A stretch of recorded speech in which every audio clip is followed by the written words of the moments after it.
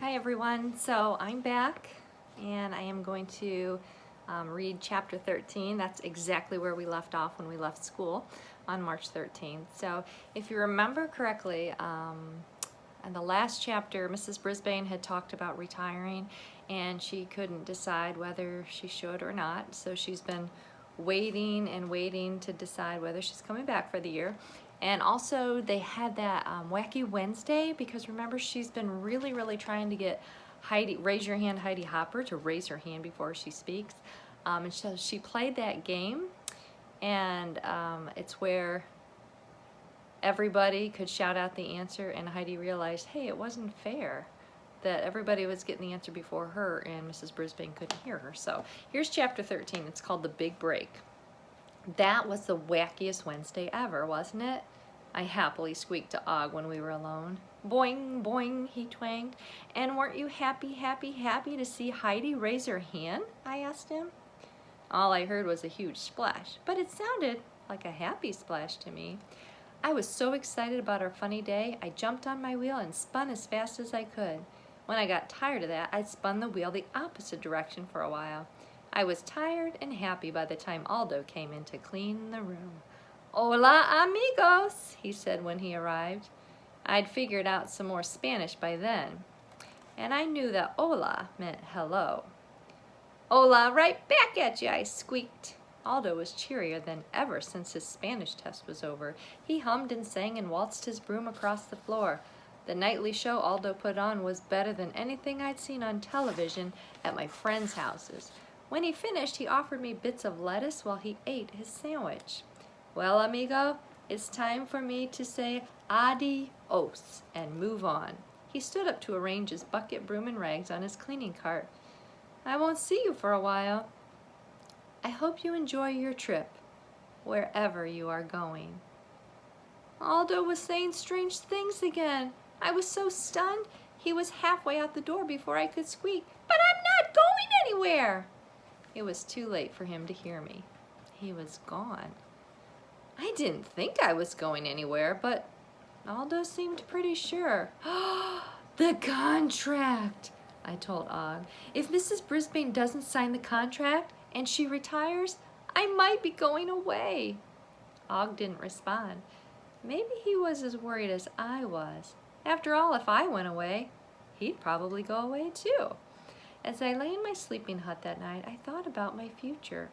Maybe I was going to live with the Brisbanes. Maybe I was going back to Pedorama. Maybe real space aliens were coming to take me away. Oh, none of those thoughts made me very happy. At least Aldo had said, for a while. I hoped that meant someday I'd be back in room 26, the place that I liked best in the world. The next 2 days, my friends seemed sillier and more excited than usual, while I was much more serious. I think Mrs. Brisbane was too, especially when Principal Morales came in during recess to remind her about the contract. Think it over next week, Sue, he told her. I know you'll make the right decision. On Friday, just before my classmates returned from recess, I looked up to see Mrs. Wright standing in the doorway. Her silver whistle glittered. Mrs. Brisbane, I just want to say that Garth Tugwell is participating much more now, and his skills are improving. I'm so glad, Mrs. Brisbane answered. However, 2 of your students came out to recess today without jackets or sweaters. It's exactly 65 degrees outside, and the rules say students must wear jackets or sweaters when the temperature is below 70. I'm sure you'll remember that rule from now on. I don't think it's a very good rule, Mrs. Brisbane answered. If the children play hard, they'll get overheated, which is just as bad as being cold.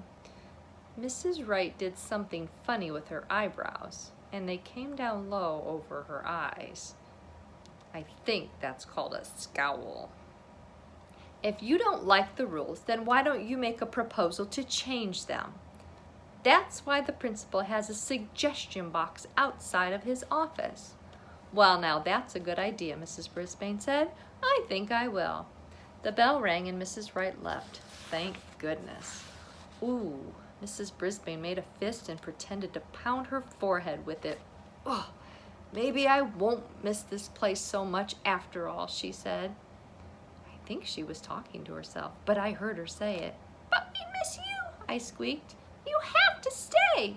Mrs. Brisbane swung around to face my side of the room. "Humphrey, I hope you're not agreeing with that woman." "No, no, no," I reassured her. All day long I kept my eye on Heidi. Once she started to blurt out an answer, but I shouted, "Hands, please!" And even if she didn't understand my squeaking, she got the message and raised her hand. When the day was almost over, Mrs. Brisbane asked my friends to clean up their tables and the area around them. "We'll be gone for a week for spring break," she said. "We want to come back to a nice room."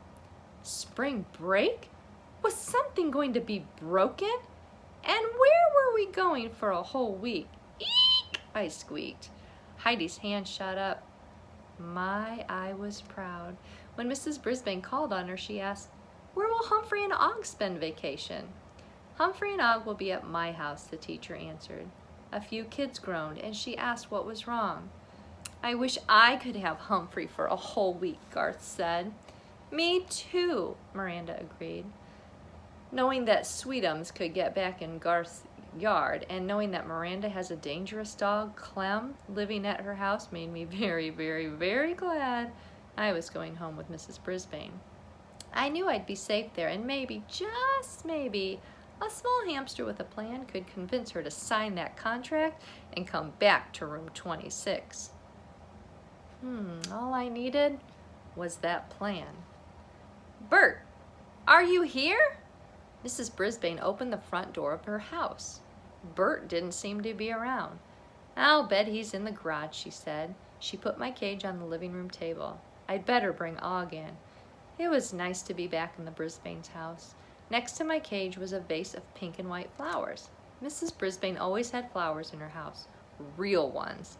And soon Og's tank was next to mine on the table.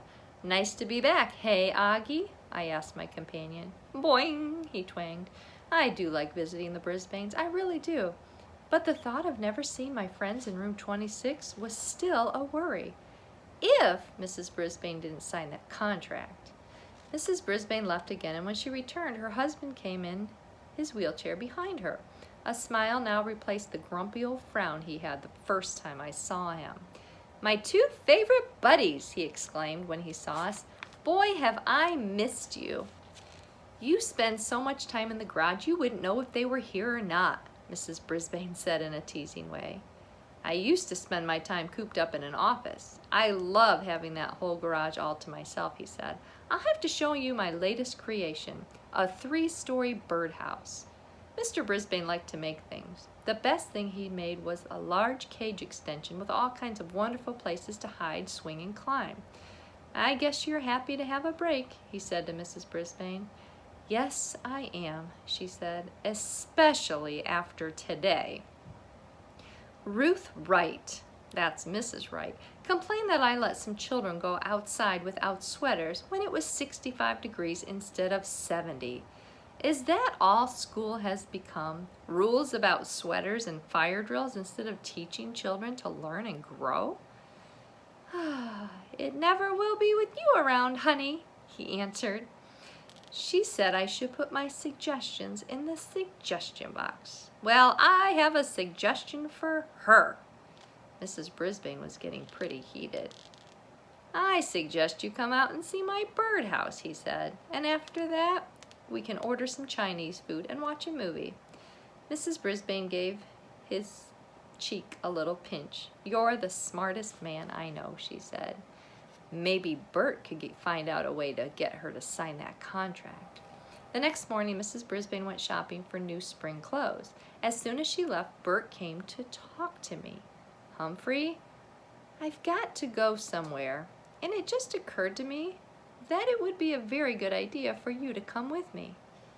"Well, since I'm a hamster in a cage, people hardly ever take me with them when they go out. I've never been to a restaurant, a movie, or a mall. I've never been bowling, skating, or camping. Wherever Mr. Brisbane was going, I wanted to go with him." "Let's go, go, go," I said. I didn't know where we were going, but it was fun to be heading out with Mr. Brisbane. It took a while for him to get me, his wheelchair, and himself in the car, but it was a beautiful day and I was excited to go somewhere new. As he was driving, Mr. Brisbane said, "I didn't ask for permission to bring you along today, but I'm counting on you to win them over." Win them over? When didn't I win humans over? I just didn't know which humans he meant. Because if one of them happened to be Mrs. Wright, we were going to have to work pretty hard to win her over. Suddenly, the car made a sharp right turn. "Welcome to Maycrest Manor," Mr. Brisbane said. "Today we're having a surprise party, and you, Humphrey, are the surprise." No one was more surprised than I was. So tomorrow we'll find out what Maycrest Manor is and where Mr. Brisbane took him.